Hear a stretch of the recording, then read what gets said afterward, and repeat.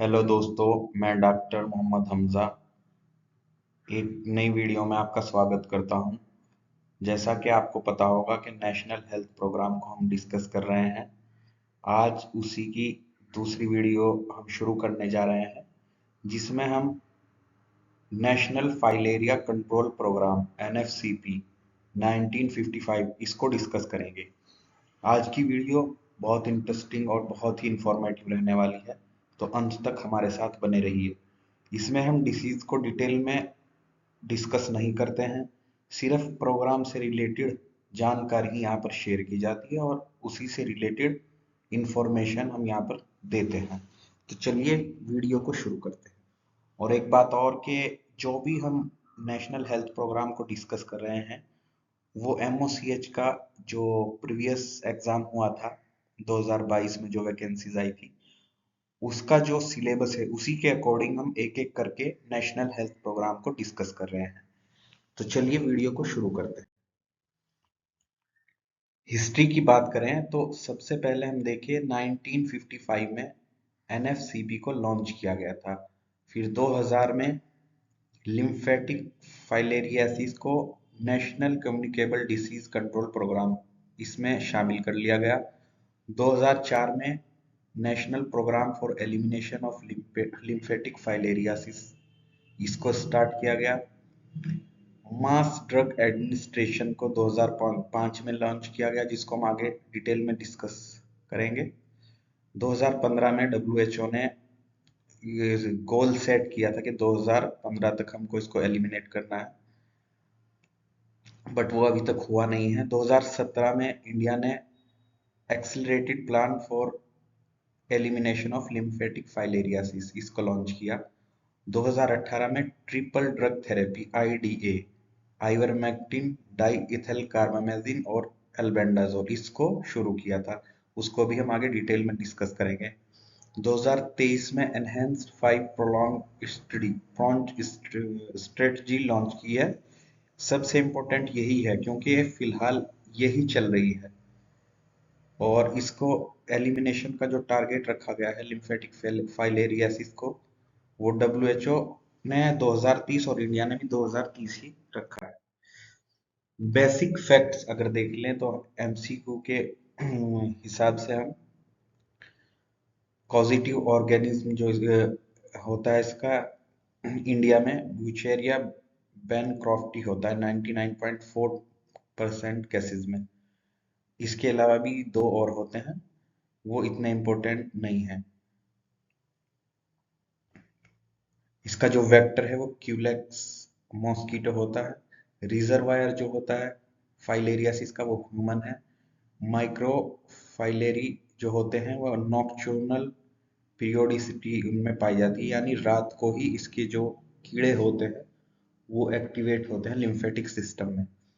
दिन में अगर हम टेस्ट करेंगे, पेरिफेरल ब्लड स्मीयर बनाएंगे, तो उसमें हमको दिखाई नहीं देंगे।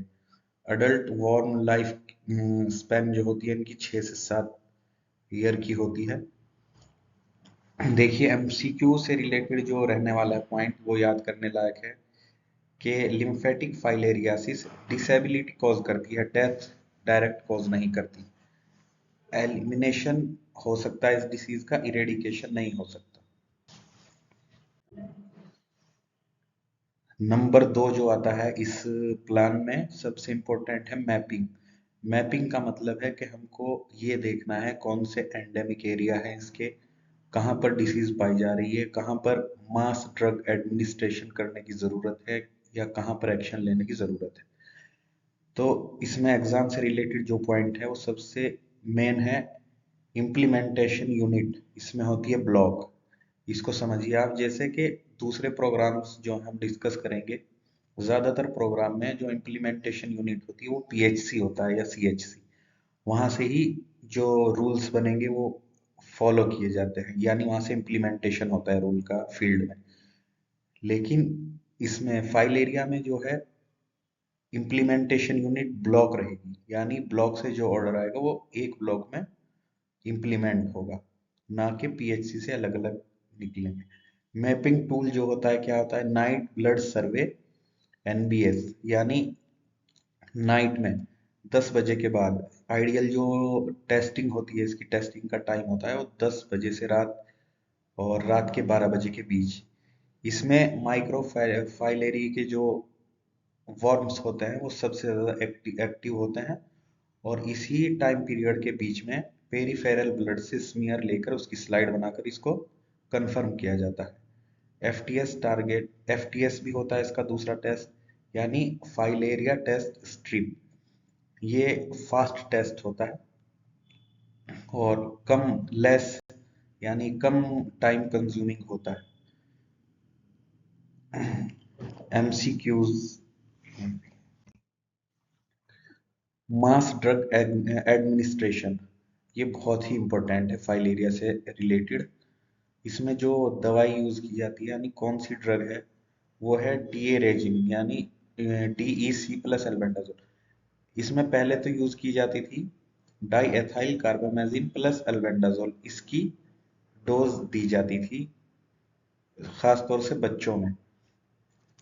इसके बाद इसको आईडीए में कन्वर्ट कर दिया गया, यानी इसमें आइवरमेक्टिन को भी ऐड कर दिया गया। Ivermectin di ethyl carbamazine plus albendazole, IDA. अच्छा, ये इसमें जो होता है स्कूल्स में, पीएचसी पर, सीएचसी पर, या अलग अलग जगह कैंप लगाकर खास तौर से बच्चों में, जो 9 से 14 साल के बच्चे हैं, उनमें इसकी डोज दी जाती है। आईडीए जो है इसमें 2-3 राउंड दवाओं के खिलाए जाते हैं, तो उससे एलिमिनेट होने के चांसेस ज्यादा बढ़ जाते हैं। रैपिड एलिमिनेशन आईडीए से ही अचीव किया जा सके, यानी वही ivermectin diethylcarbamazine plus albendazole. Diagnosis, gold standard जो होती है नाइट ब्लड स्मीयर, जैसा कि हमने अभी डिस्कस किया। एफटीएस जो होता है फास्ट टेस्ट, वो होता है एंटीजन को डिटेक्ट करता है। ब्रूगिया रैपिड टेस्ट होता है जो वो एंटीबॉडी को। एमएमडीपी यानी मॉर्बिडिटी मैनेजमेंट कैसे करते हैं, मॉर्बिडिटी और डिसेबिलिटी को कैसे मैनेज किया जाता है।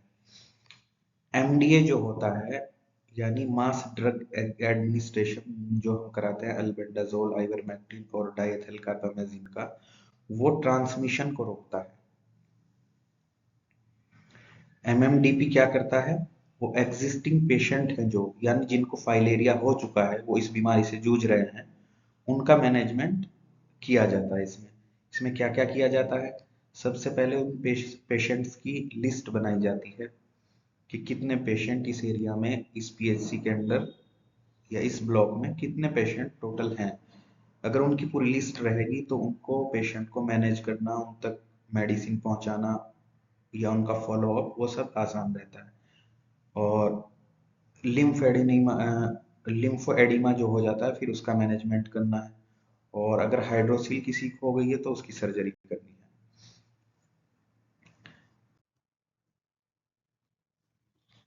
वेक्टर का कंट्रोल करना है। वेक्टर को कैसे कंट्रोल किया जाता है, मेन वेक्टर होता है इसका क्यूलेक्स, जो पैदा होता है ड्रेन्स में, सेप्टिक टैंक्स वगैरह में। पेस्ट कंट्रोल, एनवायरमेंटल सैनिटेशन से इसको किया जाता है। कौन से मिशन से ये जुड़ा हुआ है, स्वच्छ भारत मिशन। मेन जो अभी हमने पीछे डिस्कस किए थे, उनमें मोस्ट इंपोर्टेंट ईयर्स ये है, ये अगर आप याद रखेंगे तो इसमें से एक आध एमसीक्यू तो आपको मिल जाएगा एग्जाम में। इन पे 1955 में national filaria control program India में शुरू हुआ। 2004 में एनपीईएलएफ स्टार्ट किया गया। 2018 में आईडीए इंट्रोड्यूस किया गया, वही 3 ड्रग की जो एडमिनिस्ट्रेशन कराते हैं वही।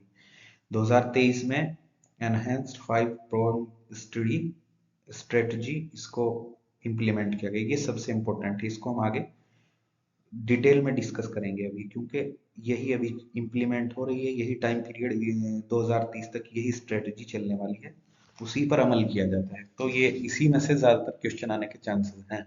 और एलिमिनेशन जो टारगेट रखा गया है डब्ल्यूएचओ और इंडिया के द्वारा, वो 2030 रखा गया है। इसको डिस्कस करते हैं हम अब डिटेल में। 5 pronged स्टडी जो अभी फिलहाल चल रही है। इसमें क्या क्या इसके कंपोनेंट्स हैं, वो 5 चीजें, वो है मिशन मोड एमडीए, यानी एमडीए जो मास ड्रग का एडमिनिस्ट्रेशन करना है, जिसमें आइवरमेक्टिन, अल्बेंडाजोल और डाइएथिल कार्बामेजिन है, उसको मिशन मोड में लेके चलना है। एमएमडीपी, वही उसमें मैनेजमेंट करना है हमको डिसेबिलिटी का, और वेक्टर को कंट्रोल करना है, इसकी एडवोकेसी करनी है यानी जागरूकता फैलाना है, और नए नए इनोवेशन करना है। इनोवेशन, इनको सबको हम एक एक करके डिटेल में डिस्कस करते हैं। Mission mode mass drug administration, MDA, इसका कंसेप्ट है एमडीए को रूटीन प्रोग्राम नहीं बल्कि मिशन मोड में चलाना है। जैसे हमने पल्स पोलियो अभियान देखा होगा, टीबी के एलिमिनेशन के लिए जो भी प्रोग्राम चल रहा है वो। इसके की फीचर्स देखें तो क्या करना है हमें, डायरेक्टली ऑब्जर्व कंजम्पशन कराना है ड्रग्स का, जैसे हम टीबी में कराते हैं। डॉट होता था उसमें, जैसे हमने पढ़ा होगा या हम आगे दूसरे प्रोग्राम में इसको डिस्कस करेंगे। हाउस टू हाउस और बूथ स्ट्रेटजी अपनानी है, यानी घर घर जाकर और बूथ लगाकर हमको ये दवाई खिलानी है। हाउस टू हाउस हो गया। अर्बन एरिया, स्लम एरिया और माइग्रेंट्स जो लोग हैं उन पर विशेष फोकस करना है। मेडिकल कॉलेजों की भागीदारी सुनिश्चित करनी है। फिक्स एमडीए डेज, डिवॉर्मिंग से लिंक करना है। फिक्स्ड एमडीए डेज यानी किन किन दिनों में ये डोज दी जाती है, इसको आप याद रखिएगा। 10 फरवरी और 10 अगस्त इसको एमडीए को एडमिनिस्टर किया जाता है, यानी 10 फरवरी और 10 अगस्त को जगह जगह कैंप लगाकर स्कूलों में, कॉलेजों में, हॉस्पिटल्स में अल्बेंडाजोल, आइवरमेक्टिन की डोज दी जाती है।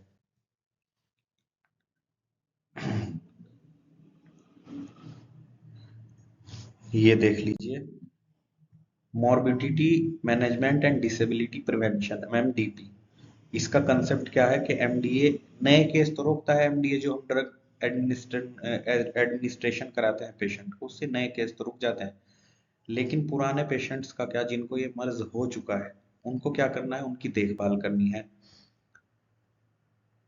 एथिकल एंड सोशल रिस्पॉन्सिबिलिटी सबकी इसमें निर्धारित करनी है।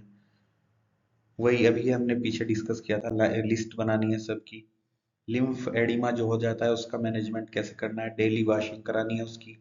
पेशेंट के नेल्स की केयर करनी है, नहीं तो उससे फिर डैमेज हो जाती है स्किन।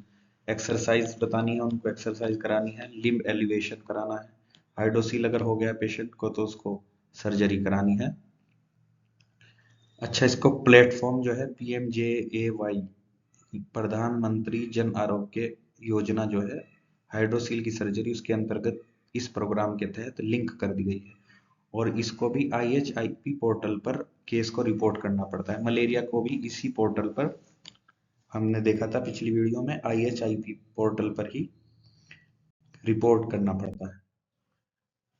वेक्टर का कंट्रोल करना है। वेक्टर जो हमने देखा, इसका वेक्टर है एनोफिलीज, नहीं, क्यूलेक्स मॉस्किटो, क्यूलेक्स इसका वेक्टर है। तो उसको वेक्टर कंट्रोल क्यों जरूरी है, एमडीए जो होता है वो पैरासाइट को तो कम करता है, लेकिन मॉस्किटो की पॉपुलेशन पर उसका कोई असर नहीं होता। तो इसलिए हमको मॉस्किटो की पॉपुलेशन कम करनी है। अगर पुअर सैनिटेशन होगा तो जो ट्रांसमिशन होगा उसका रिस्क हाई रहेगा।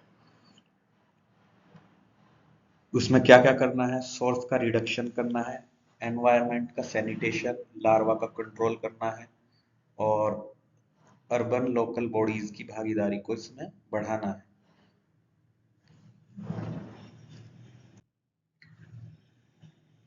अब इसमें नंबर 4 पे है, जो 3 पॉइंट हम डिस्कस कर लिए, चौथा जो है हाई लेवल एडवोकेसी और इंटरसेक्टरल कोऑर्डिनेशन को बढ़ाना, यानी पेशेंट्स को हमको ज्यादा से ज्यादा लोगों को भागीदार बनाना है और उनको ज्यादा से ज्यादा जागरूक करना है, और जो दूसरे विभाग हैं उनके साथ मिलकर काम करना है। क्योंकि इसको एलिमिनेट करने के लिए सिर्फ हेल्थ डिपार्टमेंट अकेले इसको एलिमिनेट नहीं कर सकता, जिसमें हमको डीएम, पंचायत राज यानी जो प्रधान होते हैं उनकी भागीदारी, और एजुकेशन डिपार्टमेंट हो गया, एनजीओ हो गए, मेडिकल कॉलेज हो गए, उन सब की भागीदारी भी बढ़ानी रहती है। पर्पस क्या क्या है इसमें हमारे एडवोकेसी के? पॉलिटिकल कमिटमेंट करना है, कम्युनिटी को ट्रस्ट में लेना है, बेटर कंप्लायंस करना है, मिथ बस्टिंग करनी है। यानी इससे रिलेटेड जो मिथ फैले हुए हैं उनको भी दूर करना है। जैसे कि एक सबसे बड़ा मिथ फैला हुआ है कि जो हम इसकी मेडिसिन लेते हैं फाइलेरिया की रोकथाम के लिए, वो स्टरलिटी कॉज करती है, जो स्टेराइल कर देती है मेल पेशेंट को। लेकिन ये एक मिथ है सिर्फ। तो इस तरह से हमें जागरूकता फैलानी है। नंबर 5 पे है इनोवेटिव अप्रोच, यानी नए नए इनोवेशन। इनोवेशन जैसे कि IHIP पोर्टल है, उसमें पहले क्या था, मैनुअल रिपोर्टिंग करनी पड़ती थी जिसमें बहुत ज़्यादा टाइम लगता था, डिले रिस्पॉन्स होता था, तो प्रोग्राम फेल होता जा रहा था। इसलिए इसमें IHIP पोर्टल सरकार ने बनाया। इसी तरह DEC मेडिकेटेड सॉल्ट, यानी डाई एथल कार्बोमेथ्जिन मेडिकेटेड सॉल्ट भी कई एरियाज में अवेलेबल कराए जा रहे हैं। रियल टाइम डैशबोर्ड, जिस पर पेशेंट की अप टू डेट जानकारी रहती है। उस न्यू डायग्नोस्टिक जैसे FTS, फास्ट टेस्ट वाली जो हमने किट की अभी बात की थी, वो फास्ट आउटकम क्या क्या आगे इससे, फास्ट फास्ट डिसीजन मेकिंग होगी, एविडेंस बेस्ड एक्शन होंगे, और sustainability after MDA store. Thank you. आज की वीडियो में इतना ही। नेक्स्ट वीडियो में हम नेशनल फाइलेरिया कंट्रोल प्रोग्राम से रिलेटेड MCQs को डिस्कस करेंगे। तो इस वीडियो को आप लाइक कीजिए, शेयर कीजिए और सब्सक्राइब जरूर कर दीजिए। आप वीडियो देखते हैं लेकिन सब्सक्राइब नहीं करते। सब्सक्राइब करेंगे तो हमारा भी हौसला बना रहेगा। और अपनी जो क्यूरीज हैं या आपके सजेशन हैं वो कमेंट कर दीजिए और वीडियो को शेयर कर दीजिए। Thank you.